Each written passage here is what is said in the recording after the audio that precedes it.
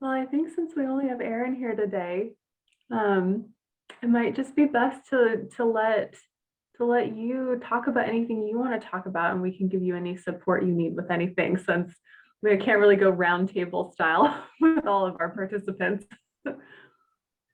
I'm interested. I've been trying not to count calories too much. I've been looking like meal per meal. Like I try to get my 20 grams of protein in and I probiotic and some fiber, leafy vegetables in every meal. I'm interested because can you talk to me a little bit more about like starvation mode? Like I've heard like starvation mode all of these years. Is that really a thing? I'm always worried like if I'm just eating to hunger and satiety, I'm like, oh my God, am I not eating enough? Is starvation mode really a thing that I have to worry about? Yeah, so starvation mode is a thing just because the way I think about our metabolism is that our bodies are always dynamically changing to what is happening in our environment around us. So initially, if you do cut things down too low, your body kind of freezes up where it actually will lower your whole basal metabolic rate down to try to compensate for that. And so it's kind of hard to say. It doesn't go on for very long because if you look at like third world countries where people starve, you're going to eventually lose weight. But for the sake of having a healthful weight loss, you can have starvation mode. So it's actually better to gently reduce your calories and gently increase your exercise. But honestly, anywhere within a 500 calorie window, you're not going to go into starvation mode. So Okay. you're going to be fine. But yeah, that's why I think our bodies are always like trying to adjust to what's happening because it's trying so hard to maintain equilibrium that it doesn't want to change. So if we change it too much, it's going to absolutely panic and shut down. What do you think, Erica? Um, yeah, again, the body is so adaptable. And I mean, starvation mode, I think, has become layman's for what the body goes through to get you into ketosis. And ketosis is something that got a lot of attention in the last, few years because in the research physiology setting, when we change the preferred energy of the body away from carbs, away from making glucose, the body is biochemically designed to always create glucose. Like that is the only thing that makes energy in your body is pretty much glucose going to what we call ATP. And that is like that is the ancient bacteria inside every cell creating energy for your body. And that's really all a calorie is an indirect measurement of how your body is creating energy, heat. In fact, we mentioned that in one of the modules. I don't know if you kind of caught wind of that, but it was like, what is a calorie? And kind of explained that as it's just this indirect measurement of heat coming from your body as a way to imply how efficient your body is at using energy. What can happen with chronic dieting and even after bariatric surgery, as Bonnie was just saying, there is a period of time where you are eating incredibly low calories. And that's why it's also so challenging because after surgery, especially the number of years that, people like you are, you go to sit down and have a meal with somebody who's never had bariatric surgery, they can eat twice as much as you and not have the same impact to weight gain. And it's kind of because of this sort of starvation mode hijacking of the metabolism, the effect of weight loss surgery, how much restriction you had, you kind of have to stay within that, 500 calorie ish buffer. So that's kind of why the calorie target, I mean, Bonnie designed these meal plans spot on.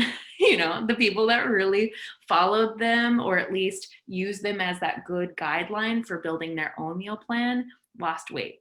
Mhm. And so it's it's just starvation mode is something that your body is designed to go in and out of.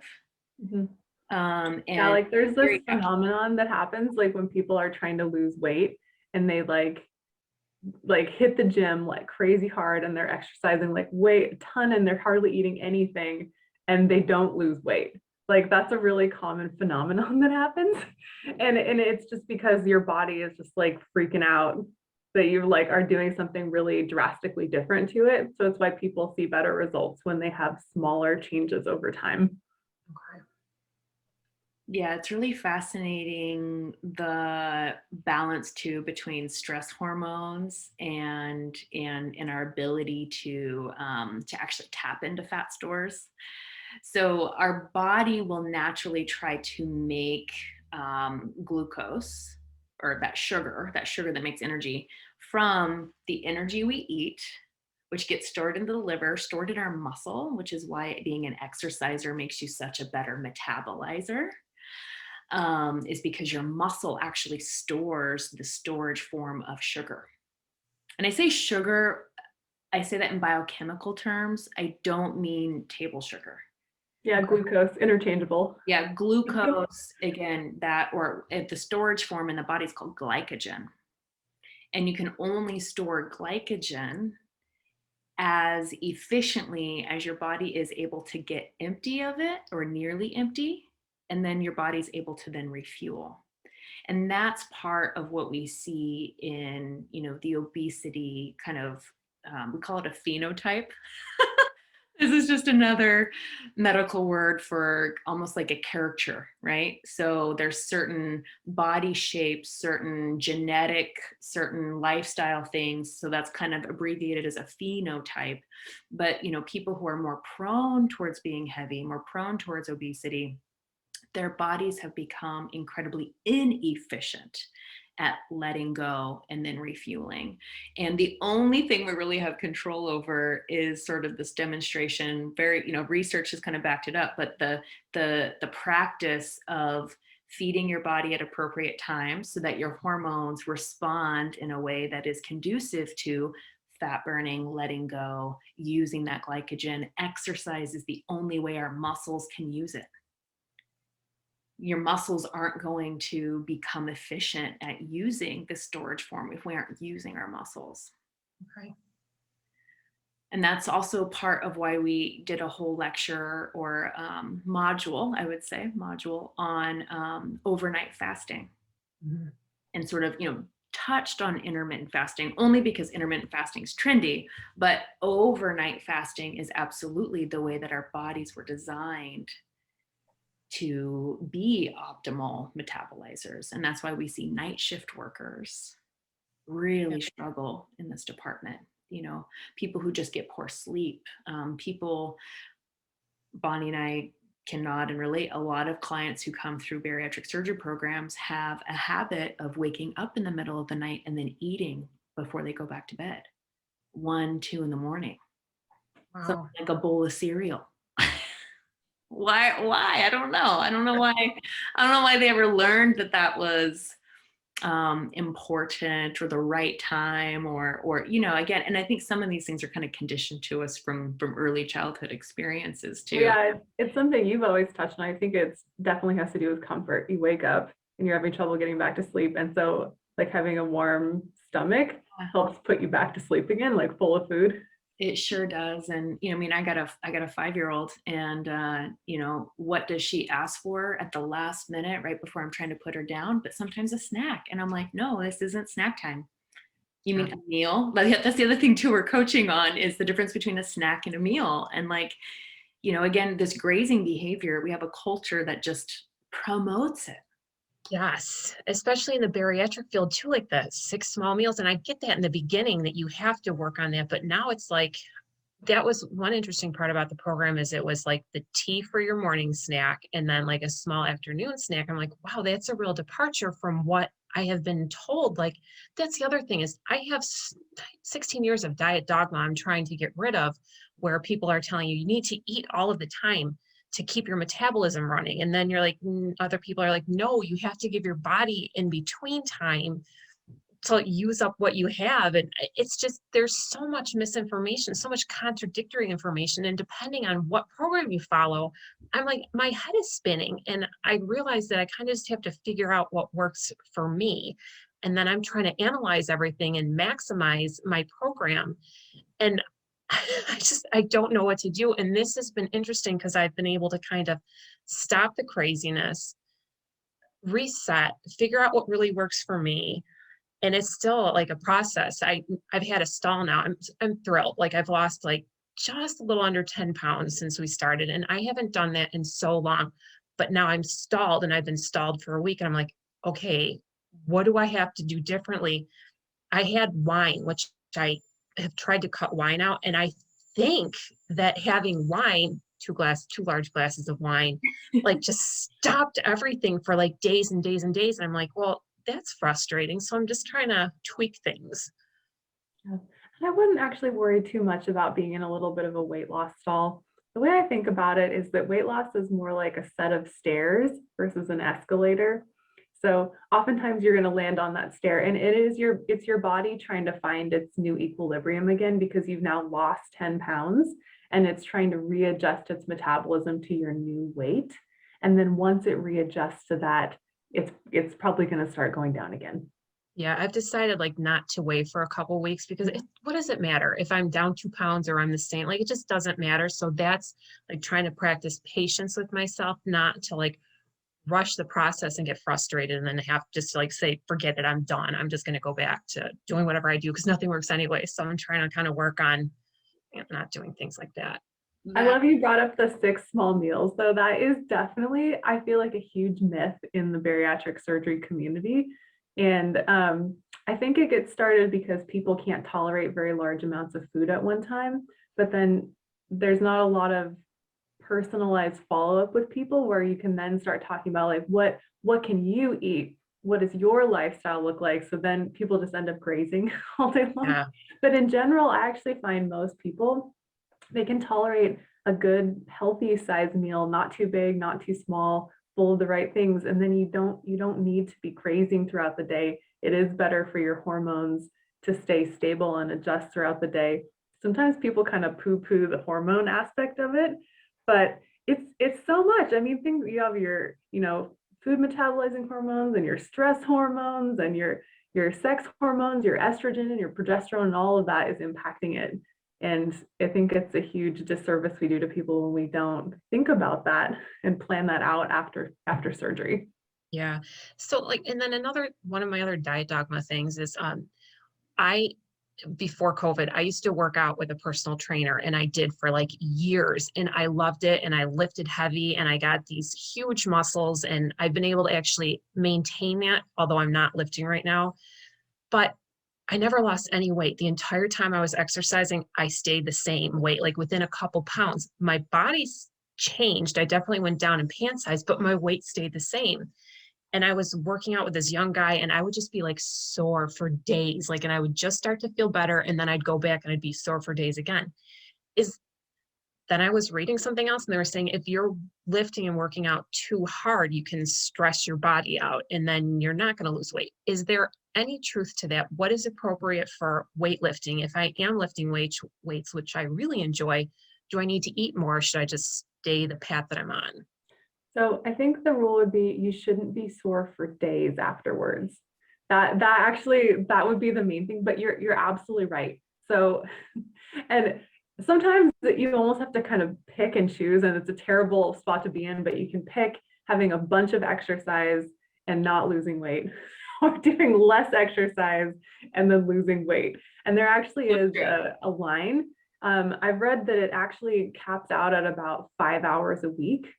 And they find that if you do more than 5 hours of like intensive exercise a week, it will actually stall your weight loss.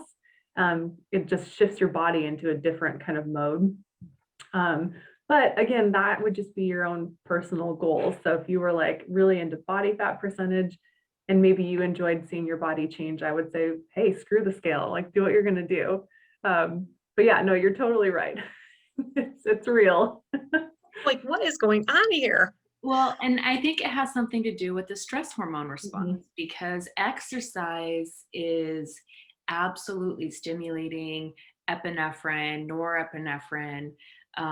There is definitely a little bit of a cortisol spike. And then when you're hurting, when your muscles are really sore, you're rapidly metabolizing acid, lactic acid. So again, more biochemistry. And that's what creates that soreness in your muscles.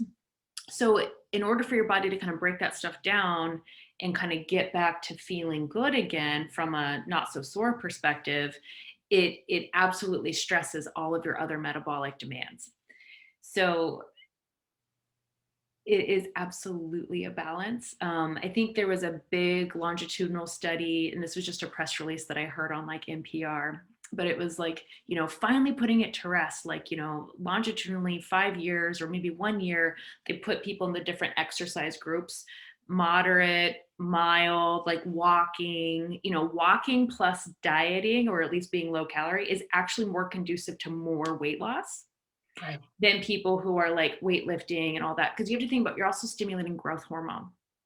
So every time you're lifting and breaking down your muscle and like, doing that, you're triggering growth hormone. You actually also trigger an uptick in hunger because your Mhm. body is like, you need that fuel, you need that energy for repair. And that's also why bodybuilders love the dietary advice of so much protein in a day and eating 6 small meals in a day. That came from bodybuilding as well. And so there's I think, certain times in a person's life when you can lean in on all of those different nutritional strategies. And that's why it does feel so confusing, because you're like, here you are, a woman trying to lose weight. Well, I heard this is good for your metabolism. I heard this is good for this. It's just because in individual bodies, different things have different effects at different times. But now, Erin, you can really consider yourself a student, right? You're a student of your own body. You're a student of your own metabolism. You're starting to let go of these self-limiting beliefs. You're kind of showing up with enthusiasm for taking care of your body, taking care of your gut, holding true on path. So lean into whatever brings you the most joy and whatever makes you feel the best, because even if your weight stalls, if you miss the runner's high of like huffing and puffing, well, great, tap into that, do that a couple times a week whenever it suits you. Okay. So what about meal timing? Another person in the bariatric community really um, pushes people to eat within 20 minutes of waking up. So for me, like I have to take my thyroid medication and then I have to drink all my coffee and that like I'm not eating for like and I'm not hungry. And then I've been told that that's because my metabolism is screwed up. I should be hungry first thing in the morning. I'm not. What is the best? Is there a best way? Is there something I should be doing? Yeah, I'm like, what do I do here? Yeah, as long I mean, as you eat within a couple hours of waking, you're fine. okay. Yeah, Yeah. I mean, I kind of feel that way too. I'm like, I don't think anybody can tell you that you have to eat within 20 minutes and that that's No. imperative to your metabolism. So I'm like, oh my gosh, I'm breaking my metabolism even more than I've already broken it. And I'm like, do I have to eat right now? I'm like, I don't want to. What I find interesting and almost comical, I mean, I kind of judge other people for this, um, and I mean that politely, is nutrition is very dogmatic. And when anybody develops a personal practice that they think is the absolute best way for them, and then they have the means, education, ego, passion to then teach it, it becomes kind of like the my way or the highway kind of feeling. And it takes on, in my, I mean, it feels almost like religion to me. Yes. So there is absolutely your body, your response, your genetics, your experience, your lifestyle, right? Like you shared with us in the very beginning about having that horse issue. You know, you had to learn how to adjust, how to eat and drink and feed and manage stress around that circumstance. So I don't know, but I have different things that come up in the morning. Some mornings have to be at surgery at 7 a.m. Other mornings have to be in meetings at 6 a.m. Some mornings I get to be at home till 9. So I eat differently on those different days based on what the needs are. And so I think being flexible, listening to your body. So that's one of the things I want to start to develop and practice in our alumni sessions. That I have a dream that they're going to build and be really beautiful, but really developing practices where we can start to connect to our body so that our body's intuition starts to dial up. because Yep. then it doesn't become so loud noise about what everybody else is doing. You feel so connected to yourself that you know exactly what you need. Yeah. And then sometimes like you just doubt your own wisdom too, because you're listening to so many different sources that it's important to kind of tap back into what's working for me instead of what all the professionals and the bro science is telling me I should be doing. And Bro science. Well, that has yeah, it's gotten so me. true. It's so incredibly rigid, and yet, well, all we can do is just say like, okay, when we do look at research or we look at, metabolism, what happens, but just knowing that your body is not going to be like, oh, you didn't eat exactly within this half an hour window. We're gonna just, it's not good. Your body's dynamic and it is adaptable, and it's gonna be fine. And I worry too, like as I am 45, so I will be hitting the perimenopause stuff like any minute. So I'm worried too about, I've heard that it's harder to lose weight once you're in menopause or perimenopause. So that part too is like kind of, I feel like I have a timeline, like I got to get my weight done. I got to get these 40 pounds off before I'm 47 or else it's done. So I think like, I don't know, I just have weird things that I've learned over the years that I'm trying to unlearn. Yeah, patience, Yeah. long game, right? I mean, like you said, you looked the first week of the meal plan, you thought, oh my gosh, I'm gonna starve. You felt satisfied. You've been learning how easy it is. There is, I mean, we keep calling it an art. It's an art of bariatrics, right? There's an art to again, internal wisdom. That internal wisdom is so important and so wise. And I think that that is one of the more beautiful aspects, the stories we tell ourselves as we go through different stages of life. I mean, I'm saying this and I am younger than you, so I'm looking at you with a lot of wisdom and hope here. But we go into the grandma phase of life so much more balance, so much perspective, so much more awareness to that wisdom.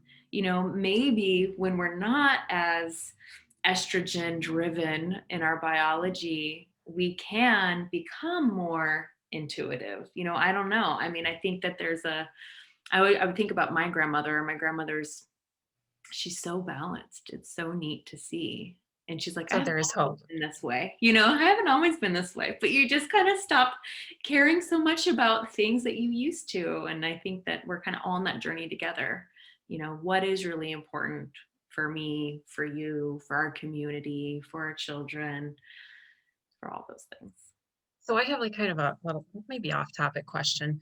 So being this far out, 16 years, like what I've been told, again, by probably someone who doesn't know what they're talking about, but what I've been told is that your body will stop bypassing, not bypassing, but your body will learn to absorb all of the calories that you're eating. So like, is my body now like adjusted to this? Like, because like before when you first have your surgery, like, your intestines are not grabbing everything and you're not taking all those calories in that you're eating. Like, what happens after all this time? Is my body like using all of the calories or am I still bypassing calories? What's the deal? Oh, that's a great question. I mean, I would assume that your body's probably still the same Okay. as it was. The only difference would be the hormonal changes are probably not as strong, which is what you saw from the bypass. But I still see people 16, 25 years out who are dumping left and right. So after the bypass, I think we all have individual anatomies and we have individual bodies that will absorb things differently. But I wouldn't imagine there's a large change. I don't know. What do you think, Erica?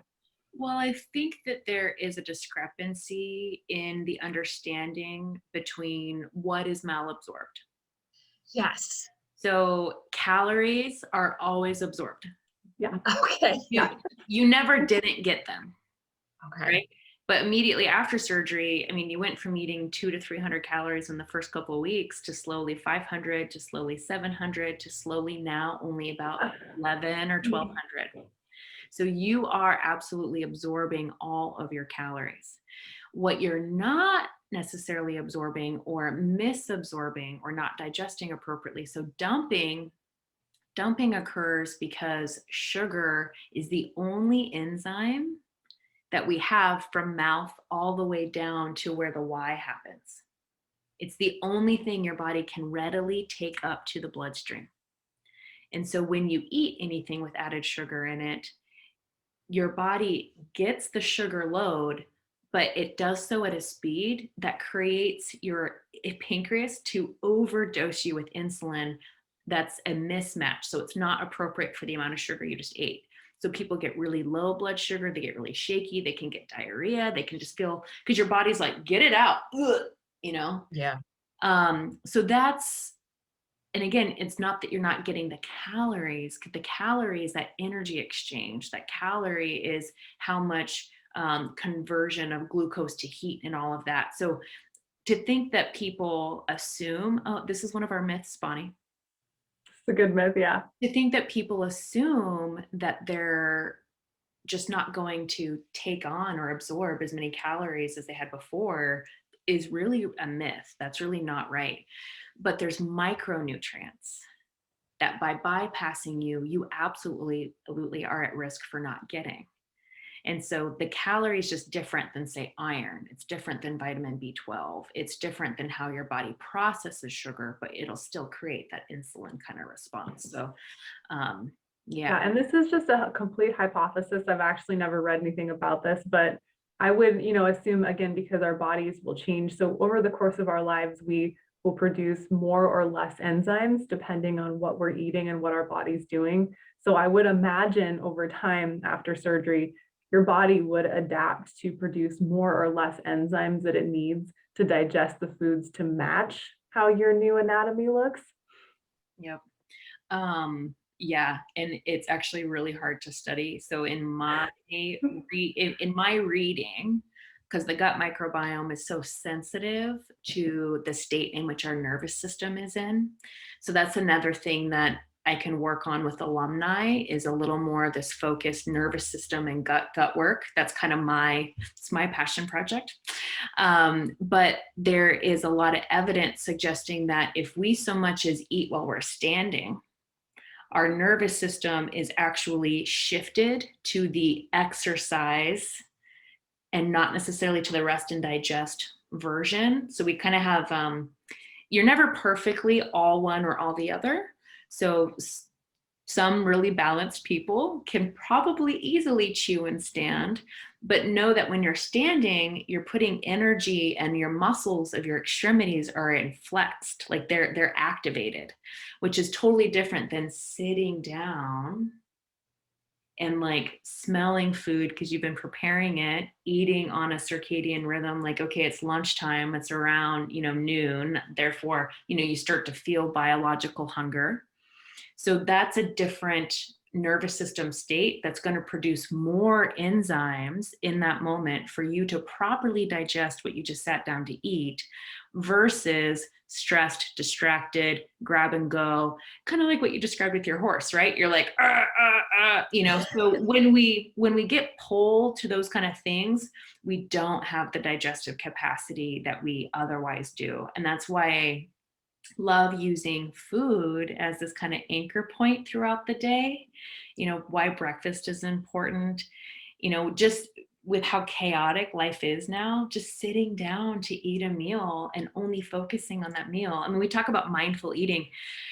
Again, that's internal grandma wisdom. Yeah. We don't necessarily need to count how many times we're chewing, but sometimes we do as a practice because we go so quick. Yeah. Doctors and surgeons are not good at eating slowly, not good at sitting down and eating lunch and taking time for themselves. So all of these things that we bring up are focal points for my practice as well. So I'm very mindful about the whole gut bacteria thing, which was never on my radar before. So I'm getting a little nuts about it too. I'm like, oh my God, how am I going to protect this gut bacteria? I've been trying to make my stomach for so long. So things that we should be avoiding is sugar, artificial sugar, like alcohol. Like, what else can we do to continue like the healthy gut stuff? Yeah. And how, like, can you screw it up? Like, 2 days ago I had a crazy day. I'm like, oh my God, I didn't like eat anything probiotic today. So I'm like slugging my my Trader Joe's coconut kefir. I'm like, oh my God, I got to get this down because I'm going to hurt myself. What's the deal? Like, how can we really keep that healthy? The biggest thing is plant diversity in your diet. So, and again, you've been a rock star. You've been posting pictures of your meals and like really getting engaged. And so, I mean, everything you've shared, and even up into that 2 glasses of wine. So, wine is actually a byproduct of fermentation. Bacteria and yeast come together to do it, and I believe it hasn't. Again, this is theory, but it really hasn't been looked at yet. But I think that why we do get a health benefit from consuming wine, I think comes from that interplay of that fermentation that happens to that high antioxidant grape. So there's a lot of good things there. Granted, all things in moderation. We don't want people to only be drinking wine and, causing their liver to go into, issues, or, not eat nutritious food. But wine can absolutely be a balanced part of somebody's lifestyle. My husband's a winemaker, so I'm not about to make it not a part of mine. But, so with everything in moderation. But there has been a lot of good evidence suggesting that in the natural yeasts, and again, the processes that kind of go into it are very beautiful. And as old as, I want to say time only because we're counting 2,000 years, but wine is way older than that. It's really old. It's almost as old as water on this planet. And as far as things you can do to hurt it, processed food, the artificial sweeteners, the artificial colors, medications. So as a gastric bypass person, you're already doing all the right things not to harm your gut microbiome, right? You don't take anti-inflammatory medications. Narcotic pain medicine can. And that's because if the bowels don't empty appropriately, so if people have constipation, it's kind of like a creek, a creek bed starts to dry up and it gets all algae bloomed and kind of water gets murky. You got to keep that river flowing. You want clean water. And as long as it's moving and exiting, your body is eliminating dead bacteria, toxins, whatever is left over from your food. Your body actually poops out excess hormones. So going into perimenopause, you want to be like, a good marker of, am I doing it right, is what do my poops look like? Mm-hmm. If they are well formed and they sink, that is a sign of a lot of good fiber in your body and you're doing good. But sometimes even just being stressed, traveling, being away from home for a little while, not staying hydrated enough. 2 glasses of wine is like 6 glasses of water. So you got to like kind of compensate for that a little bit, to the body. So it's really all about flexing. And then that fiber aspect. So we know that it's hard for our bariatric surgery people to get enough fiber. In fact, if you really looked at a food journal long term, people are probably getting under 10 grams a day without being diligent about it. We still only occasionally were able to get our meal plan up to the recommended fiber content a day. So, and then so it's 30. It's recommended you get 30 grams of fiber a day. Maybe it's 25 for a woman, but I think the basic science research really does suggest 30. It even kind of like supersedes what the, government sort of research-backed nutrition standards are. But yeah, so a lot of fiber.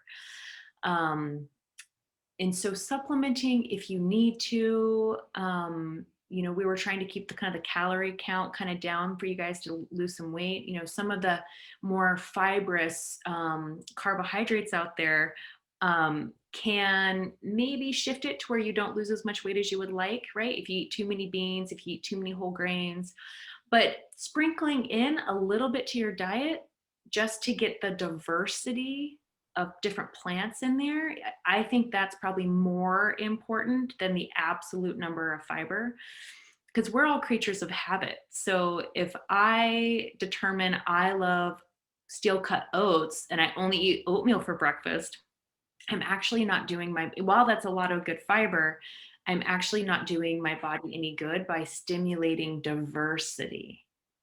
So with gut bacteria, you need many different types of plants to feed many different types of bacteria, because each plant is its own version of chemical structure, its own version of, say, food. And so by feeding different populations of bacteria, that's when you get the best bang for your buck. That's when the inflammation in the body goes way down. And I've tested my stool now, which is totally possible. You guys can do this over the counter. There's a lot of direct to consumer programs, but I've tested it several different times through different companies at various time points just because I'm curious. And when I, in the summer, garden and compost and eat fresh from my own soil, my diversity was in the 95th percentile.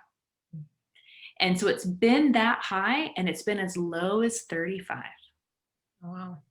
And that's the winter. That's when I've been traveling. That's when I've been like getting French fries and pub burgers once a week, right? I mean, I'm not exempt from those things. I don't want you guys to think there's no such thing as perfection. Those things are fun.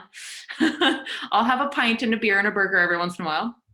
But so it's a big spread. And then knowing that seasonally it's going to change, you know, did I feel sick when I had a diversity of 35%? No. But at the same time, because I am so like scientifically health aware, I knew that I needed to make some changes, right? So it was nice to see that and be like, oh, probably eating out at Block 15 too much. And so, you know, then I make more soups, more like homemade bone broths and things like that, different whole grains, different root vegetables, you know, because it's not like you can eat from your garden all the time. Not, in fact, many people don't even have them. And so I totally acknowledge that. Farmers markets are a great place to get more microbiome diversity. For a while there, I was just experimenting by buying something I'd never heard of and never cooked with before, and just looking up a recipe. You know, sunchokes. What's a sunchoke? It's pretty much like a celeriac root. So celeriac root is another one. It's kind of has a celery type taste, really good in soups. So just experiment, right? I mean, we get so conditioned to eat the same thing every day. We get pigeonholed into what we like, what we don't like. And then also our grocery stores are somewhat limited in what they offer. So bulk food is a great way to just shop for different grains, different mixes. And I got some feedback here about our meal plan from one of our clients, was just that, you know, probably looking forward, instead of like, you know, it's better to batch cook, you know, make like a couple cups of a grain, you know, freekeh, farro, whatever, make a couple cups of it, and then sprinkle it like a tablespoon or two on your salad, a tablespoon or so with your dinner, you know, but use one grain a week, and then the next week do a different grain. I think that's a perfect way to kind of do it, because it is about, you know, making this lifestyle fluid enough to keep working. Yeah, that's how I think about it, is you're just trying to find little ways here and there. So it might be just a little bit of flaxseed with your yogurt in the morning. Maybe you decide to make a homemade bran muffin with some almond flour. Did you have any vegetables today? You know, it doesn't have to be too complicated, and you're going to be just, yeah, your gut microbiome will be just fine on that. Yep. I've been definitely afraid of grains and beans because I've been following so many keto pages on social media. So I've unfollowed all of that. I'm like, I can't look at another thing saying no beans, no grains. So trying to add more things back into my diet too that I felt have been off limits for so long. And then also cutting back on the protein, because what you were saying before about the bodybuilders, like my trainer was telling me I needed to get 120 grams of protein in a day. And I'm like, oh my God, like that, I'm just eating chicken and drinking protein drinks all day. And I had like no room for vegetables in my pouch. So that's been fun too, because I really like vegetables, and I'm still having trouble with fruit because I still have like a bad association with fruit, even though I know like that it's fiber and that the glucose isn't going to kill me because it's locked in with the fiber. Like I'm trying to work on that, but I'm like, oh my God, I'm going to eat half of an apple with my lunch. Oh my God. It's trying to unlearn all the stupid stuff that I've been doing for so many years that I haven't been getting results with anyway. So that's been tough. Yeah. Yeah, definitely. I'm like an apple. Come on. Well, good for you for challenging that though. I mean, that's a big step to just even be aware of that and be, I mean, willing to try having an apple with lunch is great. I'm like, oh my God, I love watermelon, but I can't. It's going to make me gain weight. I'm like, that's stupid. That's just stupid. So I've been buying watermelon and my kids love it. So it's been working out well. One of the thing I like the most about fruit is it's really a seasonal only sort of treat, right? Like, I mean, I go to the Safeway here and I try to buy blueberries from Mexico out of season and they're bitter and awful. I wash them as soon as I get home and they're moldy in a day. So it's just like it's kind of not worth it to try to force yourself to experiment with things that really aren't fresh and in season. And that's kind of another layer to that microbiome piece. The fresher it is, the more direct it is from a farm, the more sort of alive and even with a little natural dirt on it, the better. Mhm. Yeah. Yeah, it's getting to be apple season here in Western New York and peach season. I'm like, oh, I got to get the peaches. This is a perfect time for all that. It is. It really is. Yeah. Oh, cool. Did you have anything else you wanted to share or reflect on, Erin? I mean, this is a wonderful wrap up for you. I'm really Oh, grateful for this hour. oh my God, I've got this just to myself. Wow. I know. Yeah. I think we've like talked about everything. There's a couple of the modules I haven't watched yet, so I'm going to go back and watch those. But I think we covered a lot of stuff. Well, you've done great and we're very proud of you. Thank you. Very proud of you. Curious about the modules. Were there modules that you liked more than others? Or any of them stand out to you as beneficial? They were all really good. They were all like great information and it was reasonable. And I like the intuitive part because I'm like definitely kind of woo-woo. And I love like the kind of intuitive and getting in touch with your body and not all like the crazy bro science stuff. So they've been really great. Bro science. I've never heard that before. I am Real like science. laughing inside so much. But it's funny because I'm listening to them, I'm like, oh my God, Erica's voice, she could be like a podcaster. Like it's so soothing too. I'm like, this is wonderful. I feel relaxed just listening to them. That is intentional. That is that nervous system tuning thing. So our vagus nerve, which again, we can do this in alumni stuff, but the vagus nerve, which innervates your thyroid, your voice box, your heart, your lungs, all of the organs of digestion and reproduction, all of your hormones and all your gut bacteria in your brain, they all interconnect and they all talk to each other. So your ability to hear a soothing voice, your ability to feel calm, feel welcome visually, which is why I'd love to see you guys in person. We can do but seeing each other's faces, seeing facial expressions, all of these things are connected to that nerve, and all of those things lower the stress response. It's interesting. So when your stress response is good and you feel safe, you can digest your food, you can think more clearly, you can again, that internal wisdom piece is really dialed up. Yeah. Cool. Bonnie, do you have anything else you wanted to add? I don't think so. I think we've covered a lot of stuff today. Yeah. Okay, for the sake of the recording, I want to share with all of our current participants what the plan is moving forward. Bless everyone for trying to use my graduation call link, and I'm sorry it didn't work. Apparently, it's like it only works for one person. So I ended up kind of sending it out to a few people individually. And I'm going to continue to follow up with that because I definitely want all your feedback, and I just appreciate it so much. So moving forward, we are going to hold one live group call in this format the third Friday of every month. Will be for alumni. And so to get access to that and to stay in our Facebook group, which the feedback I've gotten from people is just that staying part of the community and staying like connected is really what they hope to maintain moving forward, right? You don't necessarily need tons of new education or more modules. Meal plans, if you have specific needs for meal plans, Bonnie and I will work to individually create them a week at a time, and then we'll release that. And you might even get a meal plan named after you, the Erin meal plan, whatever meal plan. So we'll start building meal plans, kind of a la carte style based on what those needs are. But this third Friday is going to be, the idea is hopefully it'll be open to all of the participants in our programs, people who are doing this 6-week course specifically, but also that alumni piece. And we want to make it extra special.